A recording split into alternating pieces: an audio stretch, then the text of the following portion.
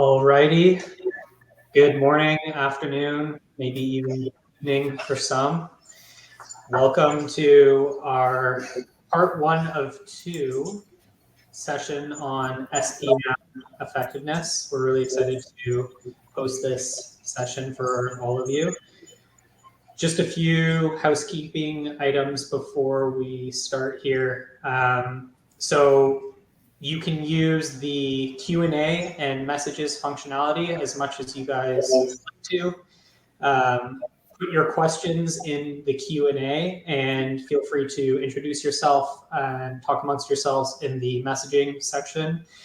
Elliot and I will do our best to respond to the questions and messages as they come up throughout the conversation, but we will also leave time at the end of the discussion for any Q&A about the subject matter as we go through it. We have an hour for our discussion. We may not need full time, and if there's more time at the end for questions, then that's great as well. And I think those are the big items. So I'm going to share my screen here, and we can jump into conversation.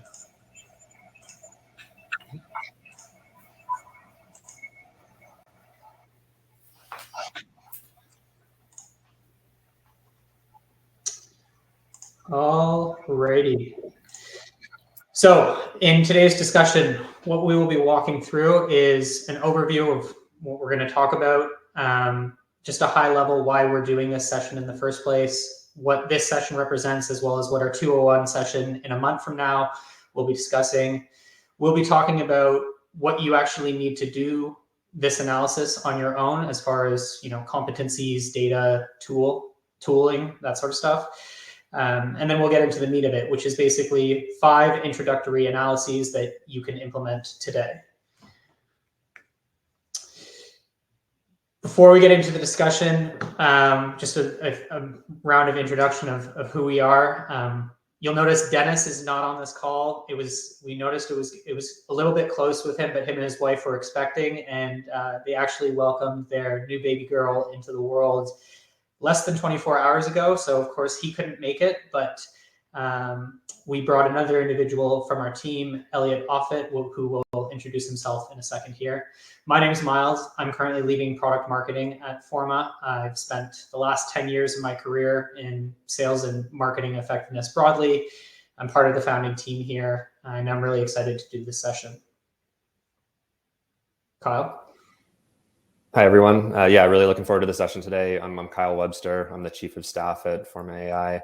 I spent the last 10 years in the sales comp space, the first 5 of which I spent in management consulting, working with organizations on sales comp strategy and design across a wide array of industries. And as you can imagine, a big part of those projects was analytics. So coming into an organization, running analysis to diagnose potential problems and opportunities for improvement with incentive structures. And I remember when I was first starting in sales comp, there was very little publicly available resources around sales comp best practices, especially when it came to things like how to run effectiveness analytics and modeling.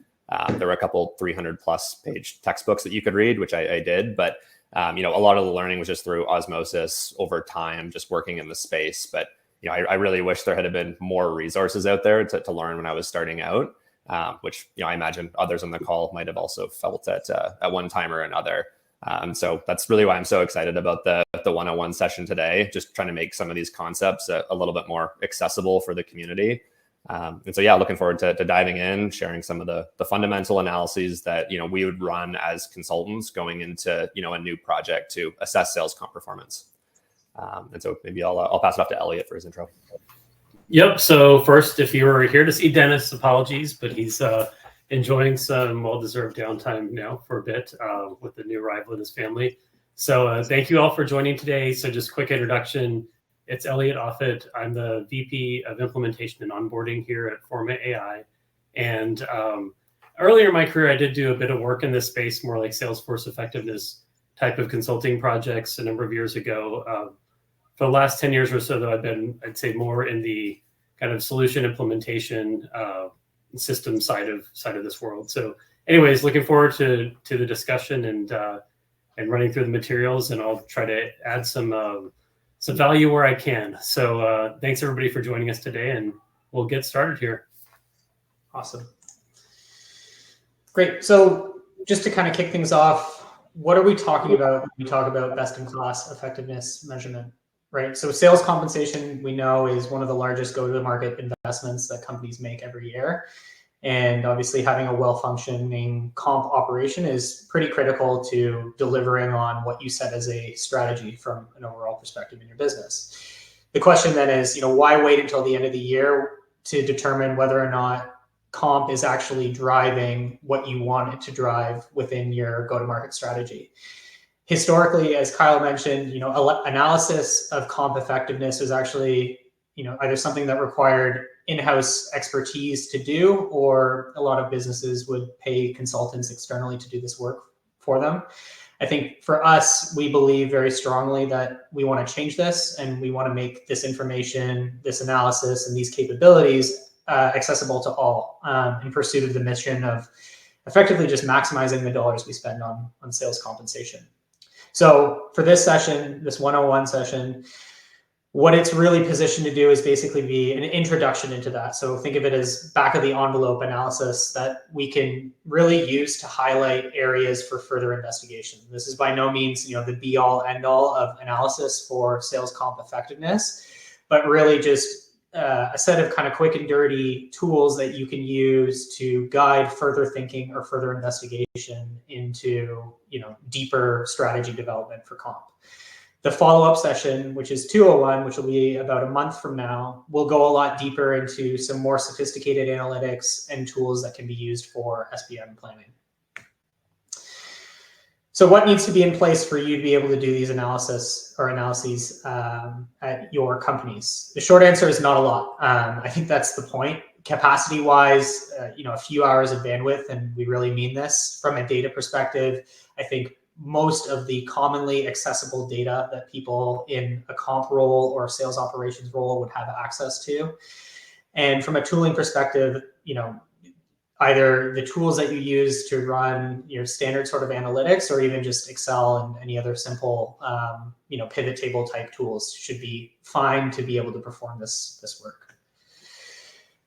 What we're going to be focusing on today are 5 big buckets that we felt were, not necessarily, again, inclusive of everything, but a good representation of some introductory analysis that's easy enough to do and can start to surface some insights for further exploration. So what we'll be going through is first quota accuracy, and basically just determining, are we able to set accurate quotas that predict rep performance? Quota fairness, so what biases exist in the targets that we set for reps, and are they influencing how we're seeing performance shake out? Pay differentiation, so are we paying the right amounts to retain our top talent and paying appropriate amounts to manage low performance at the bottom end? Pay composition, so ultimately, are the metrics and components in our plans driving the desired focus and the right outcomes from our team? And then finally, sort of introductory cost of sales analysis, right? So ultimately, how much are we spending on sales comp relative to the revenue that we're generating from our comp program? Kyle, anything else you want to add on this slide? No, actually, I think it was a great tee up. So I think we're good to probably dive into the first analysis. Okay, awesome. I'll hand it over to you to go through that. Cool. Okay, so diving in, we're going to start with quota accuracy, and the actual analysis that we're looking at here. I mean, I think this is typically referred to as a performance distribution. So what is this analysis? A performance distribution is used to understand and visualize how the sales org is performing against their targets across different teams, roles, and metrics. So specifically, we're looking at the volume of reps that came in at different levels of quota attainment, which is what gives us the distribution visual. And so let's dive in on the visual on the right side of the screen here, looking at the chart on the top. So what we're showing here is the number of sales reps that fall within a specified band of quota attainment. So we can see that there's no reps that fall below 50% of target.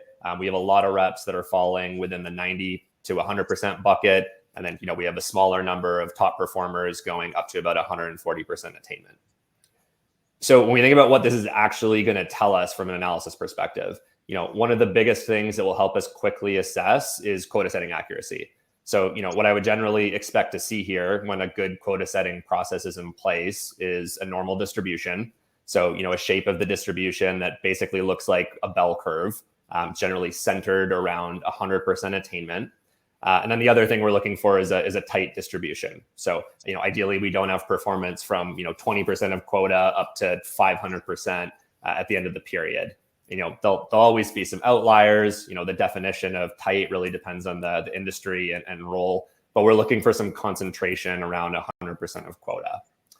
And so this is effectively what you see in the chart on the top here, the one that's labeled as a good distribution. We have a good normal distribution shape, and we have a reasonably tight distribution. If we then look to the chart on the bottom, we can see a performance distribution that indicates that we might have a problem. So you can see that there's an extremely wide range of performance levels, and there's no critical mass of sales reps that are coming in around 100% of quota. So we have something that's more like, call it the tale of two cities, or a bimodal performance distribution, if we want to get a little bit more technical, which effectively means that we have a bunch of reps that came in way below quota, and we have a bunch of reps that came in above quota, and not a ton in between. And this is really common to see at organizations where there's not a strong quota setting methodology in place, and when we're potentially producing inaccurate quotas. At the end of the day, we want to produce goals that are fair and motivational, which means we have a good chunk of the rep population coming in close to goal. We're going to have under and over performance, but it's going to look a lot more like the chart on the top if we're setting accurate quotas. So the first thing this analysis is going to show us is how accurate our quota setting is. But I also think the second big use for this type of analysis is just general performance reporting. It's a great and very easy to understand visualization of sales performance. It's something that's very easy for leadership to quickly digest, and it's something that can be pretty easily updated on a recurring basis and gives a good summary of performance across different metrics. Something I've seen organizations build in sales performance dashboards and quarterly performance reporting. It's also a great place to start from an analysis perspective. We'd run this in pretty much every consulting project as part of the assessment phase. It was a relatively common occurrence that this would show that there was something to dig into further from a quota setting perspective. And usually the big giveaway would be the tale of two cities distribution, or a really wide distribution. A lot of time with clients, you think there's a problem with sales comp, but just as much you can have a problem with quota setting. And so we can take a sec. We'll do a quick run through of how to actually run this analysis. I'll give a brief overview for each of the analyses as we go through today, and then we're gonna follow up with some material that will go into a little bit more detail after the fact in terms of documentation. So this one is really straightforward in terms of the data that you need. All you really need is a table so that you have all of your sales reps, in a column with quota attainment for each metric that you want to include in the distribution. Then you create buckets for attainment, and you run a count for how many reps fall within each of the buckets. And then finally, you can plot this on a bar chart to create the distribution visual. The only other thing I'd call out for this generally is, it's good to break it out by role or incentive plan or metric, just so that it's easy to see any differences or trends. And lastly, just one other call out, one thing I've sometimes added to this is, where the company or the overall team came in relative to goal. So you can see where, all of the reps landed, but then you also have the context of, where the organization or team landed overall, which it'll sometimes show a big disconnect if you have a lot of, over allocation in quotas where, the region exceeded goal, but you have most of the reps coming in below quota, which can, highlight things if maybe we have too much over allocation. And so that's performance distributions. Awesome, Kyle. So we've got a number of kind of questions and things that came in on the chat. I haven't got back to the Q&A yet. So let's spend a couple minutes on that. We want to try to allocate at least about 10 minutes or so to each of our topics within the hour, because we have 5. So I don't know if we'll get to all the questions here. We'll certainly try to circle back. Again, I'll just remind everybody, it's great to have the activity in the chat, and please feel free to use it. But if there's questions you want to make sure we try to knock through in the session, put them over in the Q&A. But the first one I saw is, what percentage do you suggest should be below quota and how much above? And I don't think there's a precise answer to this. It varies. We've even had some debates internally among different leaders of this company who have experience in this space. But the one thing I'll say is there's this general concept of meaningful engagement, and that tends to be, you could argue where exactly, depending on your plan, that sits, but kind of in that 70% range, loosely, I would say, depending on how your plan is designed and when the payout starts. But reps who are earning that 70% of quota are probably making some okay money, right? Like they want to make 100, and that's your goal, is if ideally everybody can get to 100. But realistically, they're making some money when they're getting up to that higher end of the 70+%. So you really would want to see a distribution where I'd say on the downside of one standard deviation, if it does look fairly normal, is over one standard deviation to the left side of that distribution is maybe under 70, or under wherever you align on this is kind of meaningful rep engagement. So there's not a super precise quantitative answer, but if you think about shifting that distribution around, the one we have in the top chart, maybe a little to the right of that, just slightly, but you would expect to see the majority ideally hitting at 70% or above, and defining majority is within one standard deviation of your mean. So I don't know, Kyle or Miles, if you guys have other comments on that first one. No, but I think there's another one. The next one's kind of related to it, which was, I understand the problems with the chart on the bottom, but what are the problems if the bell shape is too tall? So minimal distribution. And I think it kind of feeds into that. I would say there isn't anything inherently bad about having a really, really tight distribution. I think the thing to keep in mind is that we need to make sure that the payout curves that we've implemented align with the shape of the distribution that we're expecting. So, if we have all of our reps falling within, 95 to 105% of quota, but you have to get to 150% to earn kind of the point of excellence accelerator, that I think is a problem. So it kind of needs to be overlaid with the plan structure a little bit. But in some cases, it can be really, really tight. I do remember working with, CPG companies that would sell into, Walmarts, and you'd have a quota of, upwards of $1 billion, and, minus 1% is really, really bad, and plus 1% is really, really good in that case. So you end up with these really, really tight and tall distributions. So one more over on the Q&A side, the question, do you include termed reps in this distribution?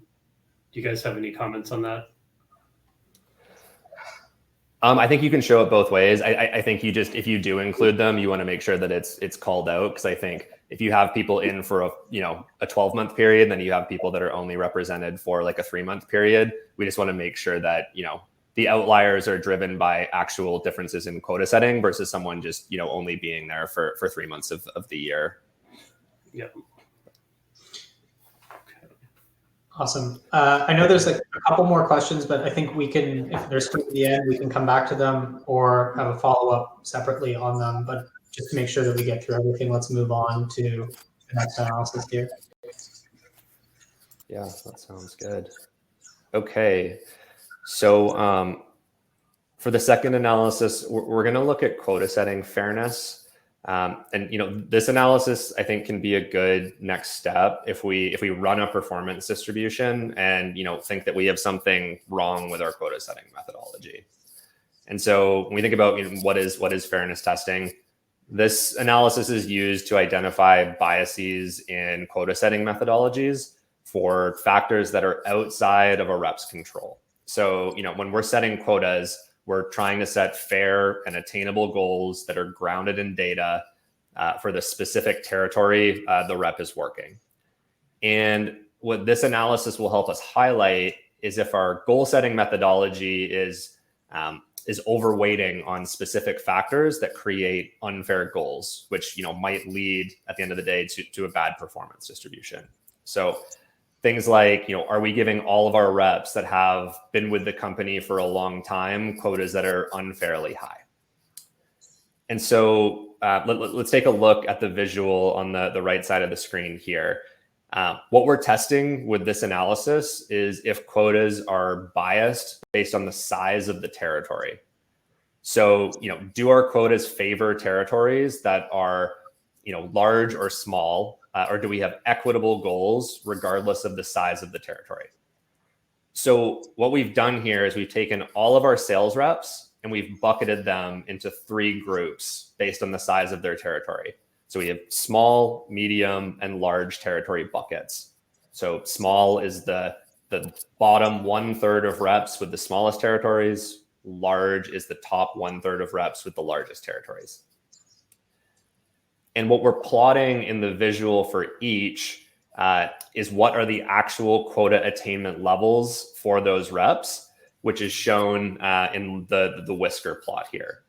So what this is showing is that for reps with a small territory size, the median actual quota attainment was 96%. And then we're also showing the range of the observations within the small bucket, which goes from 70 to 120%. So the big takeaway here on the visual at the top is that the range of performance is very similar across our 3 buckets of territory size. So it doesn't matter if the rep's territory is small, medium, or large. Median quota attainment across the associated range is very similar. So this tells us that our quotas are not being biased by territory size. And relative to this variable, quotas are equitable, which is good because we generally don't want to penalize a rep for having a larger territory if that's what's been assigned to them. Now, we take a look at the visual on the bottom, which shows a very different trend. So in this case, we're still looking at territory size across the small, medium, and large buckets. But as you can see, there's a significant skewed trend here. So this is showing us that reps with large territories have significantly higher quota attainment than those with small territories, which implies that there would be a bias in our quota setting methodology. Specifically that maybe we are allocating too much quota to reps in smaller territories and actually penalizing them, and under allocating to those in larger territories, making it too easy to hit goal. So like using an overly simplistic example here, this could happen if we gave every seller the same quota. We gave everyone a $1 million quota. But then you have reps with really different territory sizes in terms of the number of accounts or last year's sales. In that case, it's going to be inherently easier for those with a large territory to overperform against that that universally consistent goal. And the idea here is that we want to test a bunch of different variables to see if any are indicating some kind of bias in the methodology. And so this could be things like tenure. It could be things like population growth in the territory, really any number of things. And if we do identify something that we think is biasing quotas, then we need to dig into our actual allocation methodology to see how we can update it. So, for example, instead of giving every rep the exact same quota, we allocate based on historical sales plus, untapped potential within the territory, because that's going to help, normalize or equalize that fairness curve within the methodology.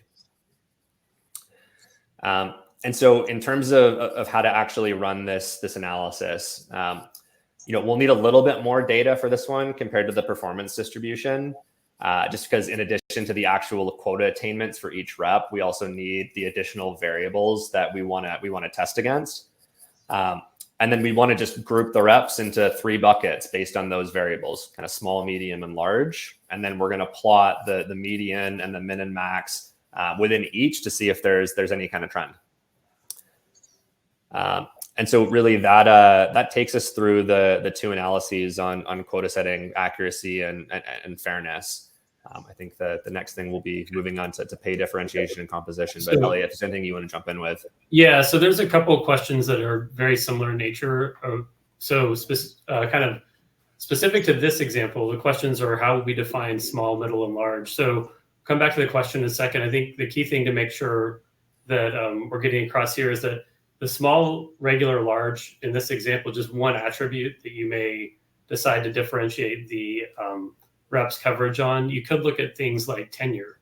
You could say reps that are, depending on how big the org is, but 0 to 5 years, 5 to 15, and 15 plus. You could do all different types of cuts of this to see if there's certain attributes that tend to create some kind of bias in the way that quotas are allocated. But anyways, getting back to the question that's around how we would define small, regular, large here. Ideal state is if you have a really good proxy that would tell you what is the total sales opportunity in the territory, you would do it that way. Reality is you usually don't have a perfect proxy to determine, total territory value. So when I've done this kind of work in the past, it's been a mixture of some kind of proxy for territory value, where you can say, total number of employees sort of scales with the amount of revenue, for example, maybe one proxy that you use. So that weights partially into how you size a territory.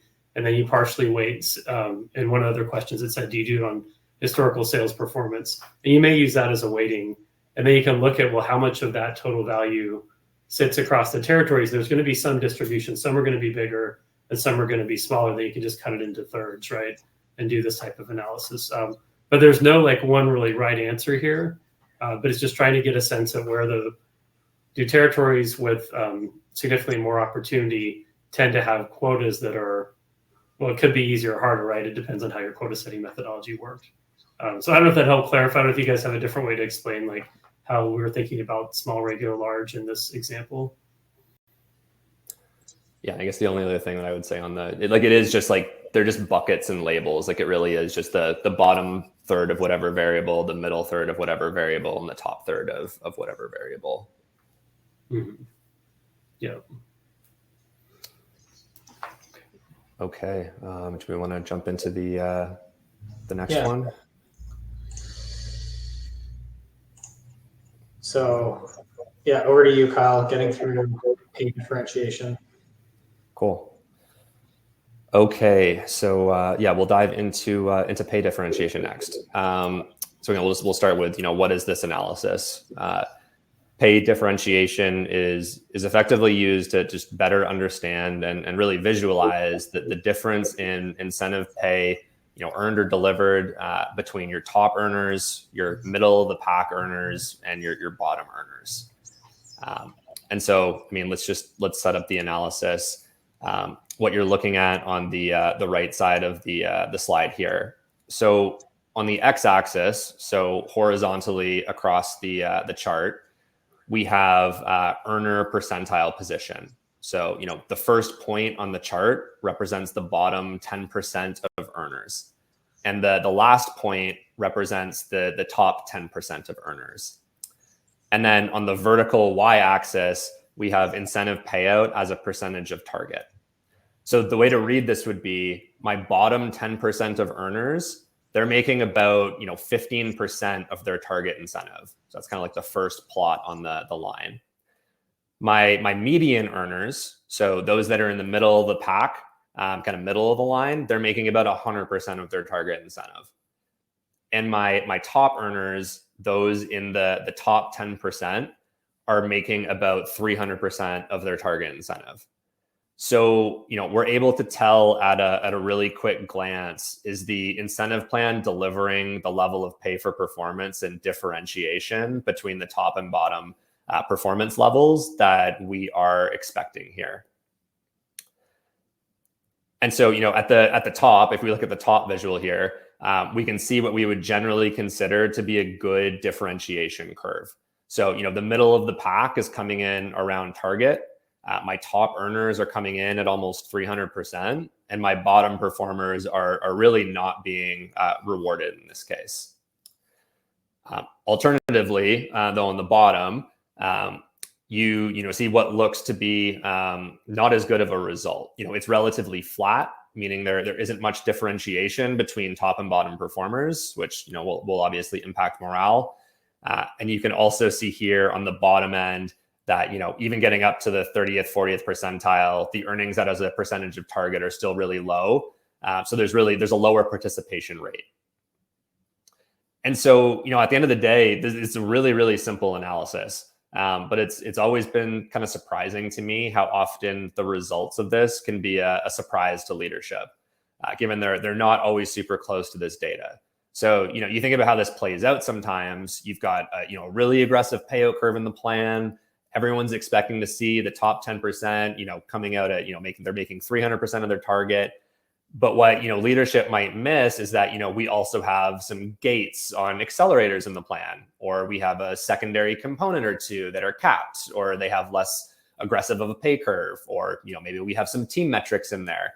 None of which are inherently bad things, but they can result in just it being a flatter curve than people expect to see.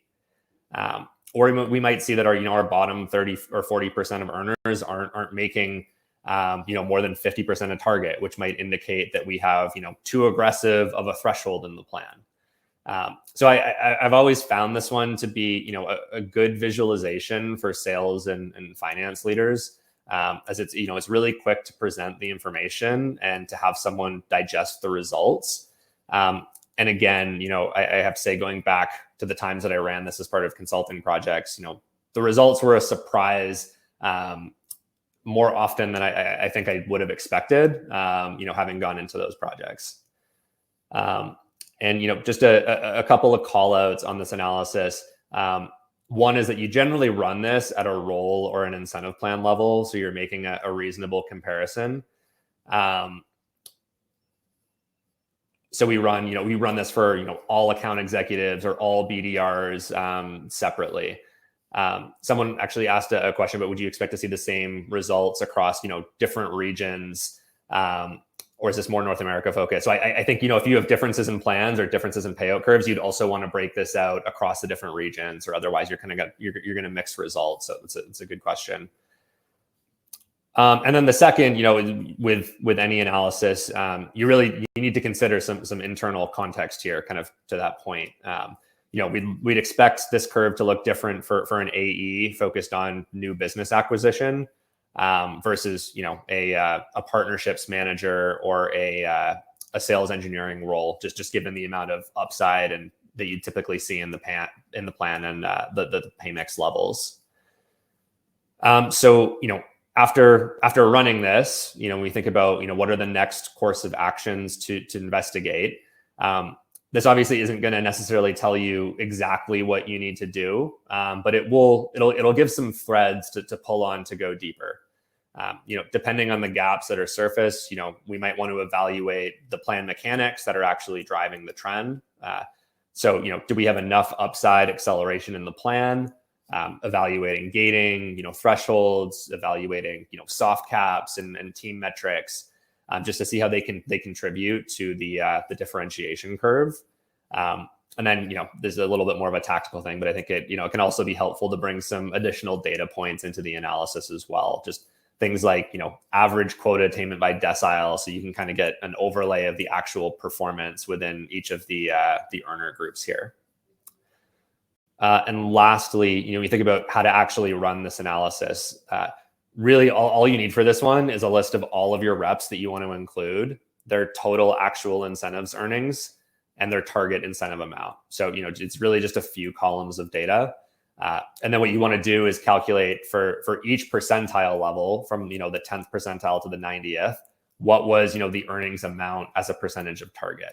And then we're really just plotting that on a line graph in Excel, which will give you the output that you're seeing here. So it's another really kind of straightforward one to do.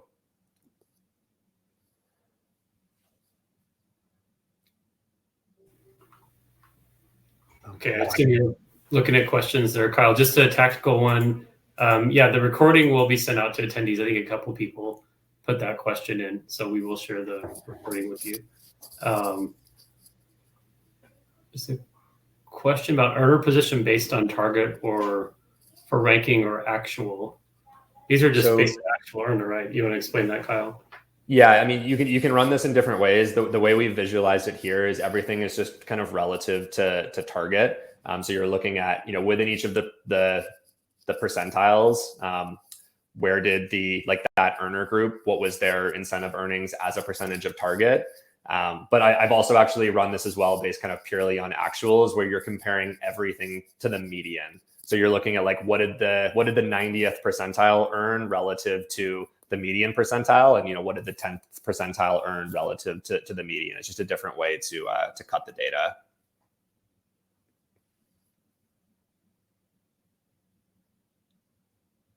Can earning position be based on? Yeah, and I think, can earning position be based on quota attainment? I think it absolutely can, and I think it'll give like a bit of an interesting spin on the analysis, because what you might not have is like this clear uphill curve where everyone is greater than the other, but it might show if you have some kind of funky things happening in the plan where, despite performance being higher for one decile, however we define performance, if you have earnings that are lower, that's an interesting, I think, insight to dig into.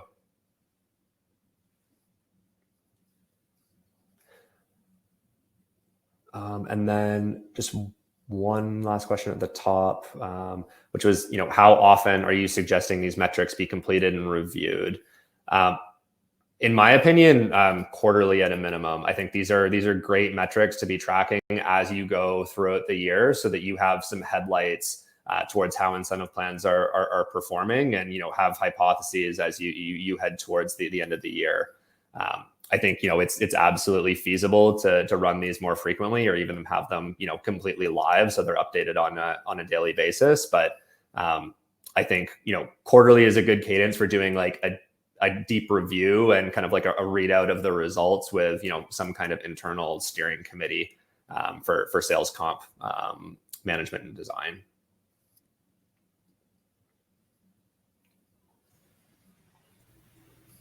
Anything else you'd add, Elliot, or should we? No, there's one more question about how to go about individually changing sales rep plans once this analysis is done. I think it's a pretty open question. It's going to depend within the org how kind of agile you are with making changes to the plans that your pay or that your sellers are running under.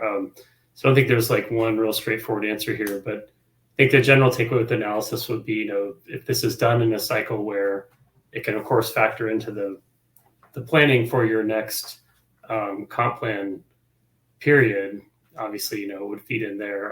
But if you're considering making changes mid-cycle, it would just need to be communicated clearly why those changes are happening. We had an interesting discussion, a brief tangent here, on one of the other sessions kind of like this we did on some analysis, and the general consensus was across revenue leaders and sales leaders was like, one plan change a year is generally not a bad thing if there's business justification for it. So I think I'm going to give you kind of high level answer, but if your analysis is clear enough that something is off in the way that the field's being incented, based on a little bit of research we did, making a mid-year plan change or meaningful quota change is not necessarily a bad idea, even if it is during the plan period.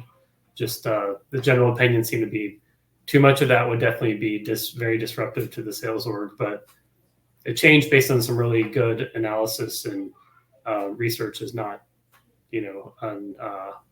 unprecedented or necessarily a bad idea, right? If it's going to give you the right outcomes over time within that period of execution. Yeah. Okay, let's we can move on to pay composition. Actually, there's one more question that I want to address really quickly, because it's a tactical one, but I think it's important in terms of making some of these analyses useful. And it was, how big of a sales team would this analysis be useful for? If we have a team of less than 7, would it make sense to do this type of analysis? I would say like it can still make sense. It just needs to be in a little bit of a different form. So you're not going to be able to like decile out all of the reps the way that you'd be able to here, where you need like a critical mass of salespeople. 50 to 100, I think, would be a good starting point. But if you have 7, you could literally plot them all individually on the same kind of chart and start to see trends just with a very small number of people. So it's not all of them are going to be, I think, as usable, but there are definitely workarounds for having a smaller employee population.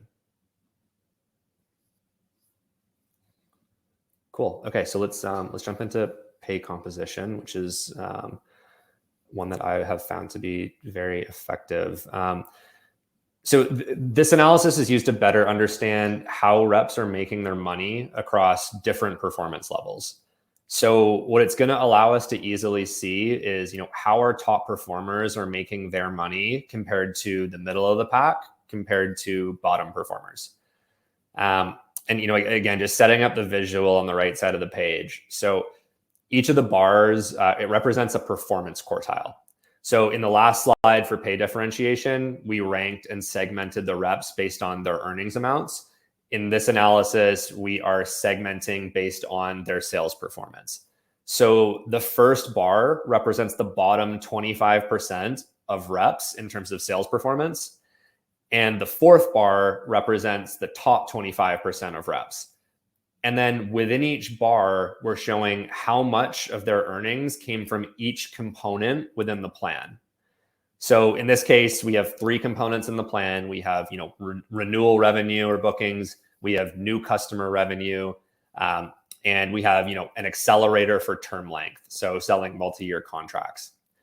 And so we can see for the bottom quartile, the majority of their earnings came from renewal business. But looking at the top quartile, we can see that, they actually made significantly more from the term length accelerator compared to the rest of the performance groups. And then lastly, just to call it out, we have a bar on the far right that represents the target breakdown of the plan for context. So what we would expect for a rep at 100%. But what this is going to allow us to see, really quickly is if there are any meaningful differences in what components are contributing to earnings at different levels of performance. So it's going to let us see if there are components of the plan that are being ignored by the field or are too diluted to actually be impactful. And it'll let us see if there are any big deviations from the target percentages that we might be expecting to see. And so if we're looking at the current analysis that's up on the slide, the insight that we might gather from this is, our top performers are really taking advantage of the term length multiplier to maximize their earnings compared to the rest of the field. And, there could be different reasons for that. It's likely harder to sell multi-year deals. So, maybe there's a training and enablement element that is useful to surface here. But maybe the way it's actually set up in the comp plan is what is the problem. So, maybe this is set up in a way where you actually need to sell a lot of multi-year deals before you actually get any meaningful reward. So if that was the case, the rest of the field might just be totally ignoring it, even though it's a focus for the business. And based on this, we might want to explore some different ways to structure term length incentives in the plan to try to drive more participation and, more focus from, the middle of the curve. Because, at the end of the day, that's, in most cases, what's really gonna move the needle at the end of the day.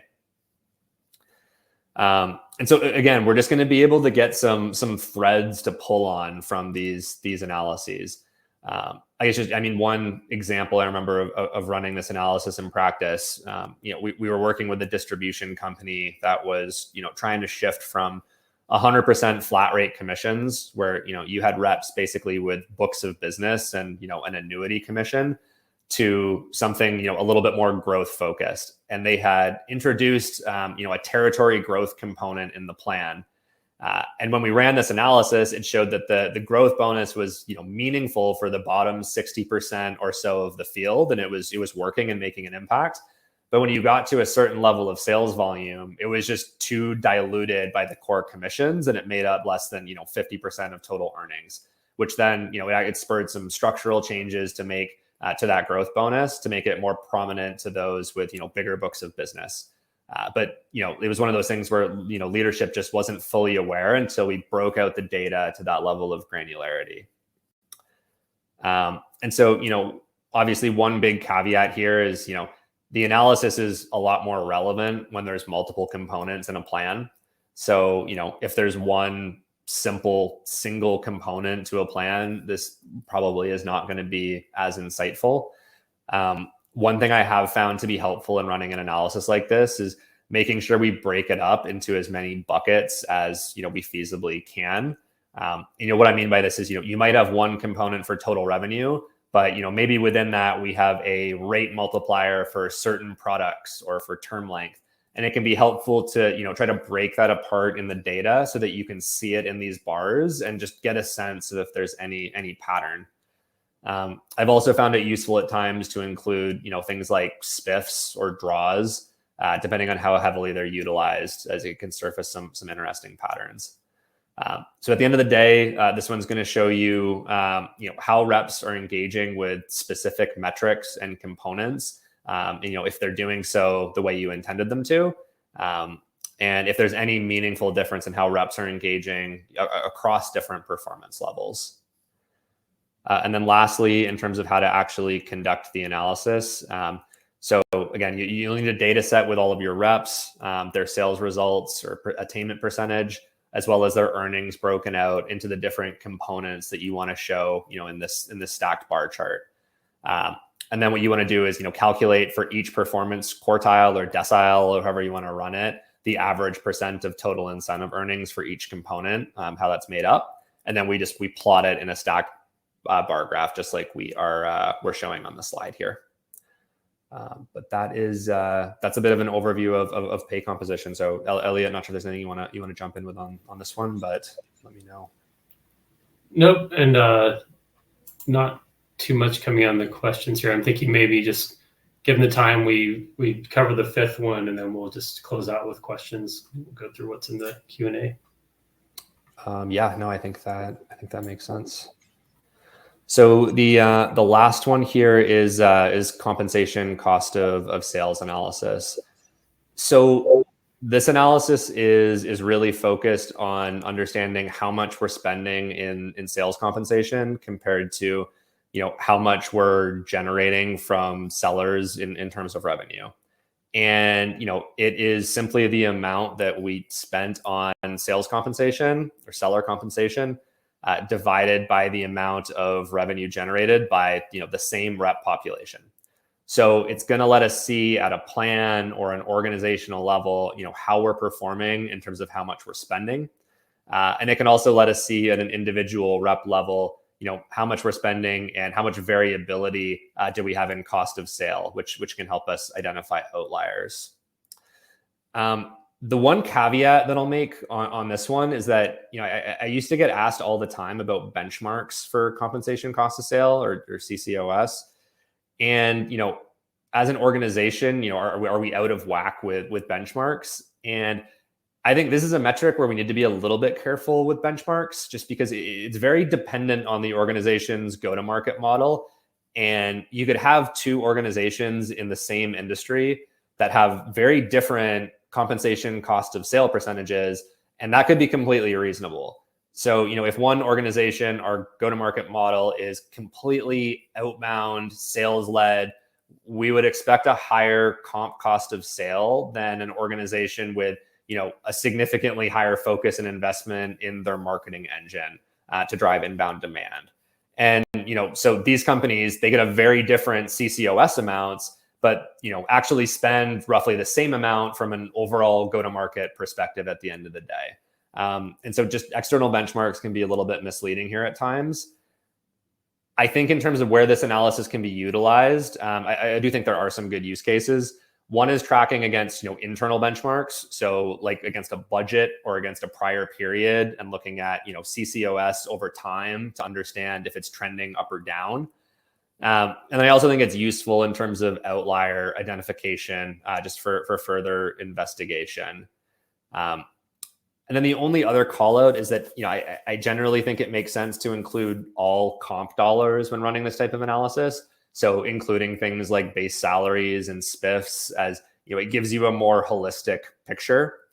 So just like as an example on that point, if we have a team that is, overall underperforming relative to goal, if we only look at commissions as a percentage of revenue, it might not look like it's out of whack at all, depending on how the plan's set up.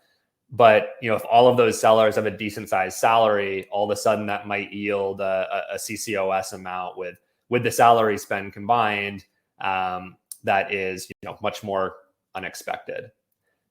And so I guess just a couple of ways to think about running this analysis. One way is to cut the CCOS or comp cost of sale at a team or an organizational level. This can let us see if there are any outliers across different teams that should be investigated. We can also compare to budgets that are set at the beginning of the year and how we're tracking against them, which, I'm sure to some level, a lot of sales comp teams are already doing in terms of looking at overall sales comp spend compared to budget. And, that's really what we're highlighting in the chart on the top here, which is just a very simple visual. We could also look at this by team over time to see if we're trending down, which might indicate, an increase in overall sales efficiency, or trending up, which we're going to want to diagnose and make sure we understand the root cause as to the why. And then another way to look at this is actually just charting it or looking at it at an individual seller level. And this will really let us see if there are any outliers at a rep level. So, looking at things like, do we have a meaningful number of sellers that have a much higher CCOS compared to others? Or, maybe even some that aren't fully covering their own cost at the end of the day. And I think that's also a good use case a little bit more tactically, just to use as a validation check during the payroll process. So, being able to see easily if there are any outliers, and, making sure that we dig in and validate before distributing payments to the field. Like you can kind of see in this chart, if all of our reps are hovering around 10% comp cost of sale, and we have, one person that's at 70%, it's probably worth a quick look-see to, try to understand what's driving that before we actually distribute payroll. So that's also something I've seen used quite a bit, is just, outlier identification. In that case, maybe it's a new rep that's ramping and they're on a draw and it's totally fine, but, maybe we have some kind of upstream data issue that needs to be addressed. And then in terms of just how to run this analysis, we don't need to spend a ton of time on this one, as it's really as simple as compiling total comp amounts at a rep level and performance levels, and dividing one out by the other. And then there's of course more sophisticated comp cost of sales or cost of sales analysis to go well beyond just sales comp. Bringing in other go-to-market expenses, bringing in things like customer incentives or partner incentives to get a more holistic view of total cost of sale, but not things that we'll dive into today. That is really all we had in terms of specific content. I imagine for some this might have been a little bit of a rehashing of the basics, and for others maybe some of this was completely new. But hopefully, if nothing else, this provided a couple of ideas that you might be able to take to your own organizations and use from an analytics perspective. So with that, I'll pass it off to Miles, and then maybe we can use a couple minutes at the end if there's any other questions. Yeah, thanks a lot, Kyle. Like I said at the beginning, I think that session is really about just laying the foundation, and hopefully you were able to take away some actionable analyses that you can get started on with pretty minimal sort of data and effort required. The next session that we're going to host, titled SPM Effectiveness 201, is going to go a lot deeper into some areas that will start to verge on what we would call maybe the strategy and planning side of things. So more sophisticated analysis, like Monte Carlo simulations for cost modeling and budgeting, or different types of regressions or correlations for determining, what contributes to performance and how you can actually use that information. I would say that the goal out of this next session is to, when you're at that deeper level, give you some tools to help inform some sophisticated planning that might be happening within the organization. Just before we open it up to Q&A here, I think the marketing team at Forma would not be happy with me if I didn't mention that we're hosting our virtual conference this summer called Nudge 2024. The topic is all around the behavioral science behind sales incentives and motivation. So pretty interesting and cool stuff. I'm really excited for what we're going to be doing. I believe someone's going to drop a link in the chat for folks who want to receive more information and heads up around specific dates and what will be happening with that conference. But outside of that, I think that's the meat of it today. Is there Elliot or Kyle, do you know if there's any other questions that we didn't cover in the chat that you wanted to just earmark, or did we do a good job of getting? I think we have time for a couple, Miles. So there was one, the last one that came in on the last topic Kyle was covering.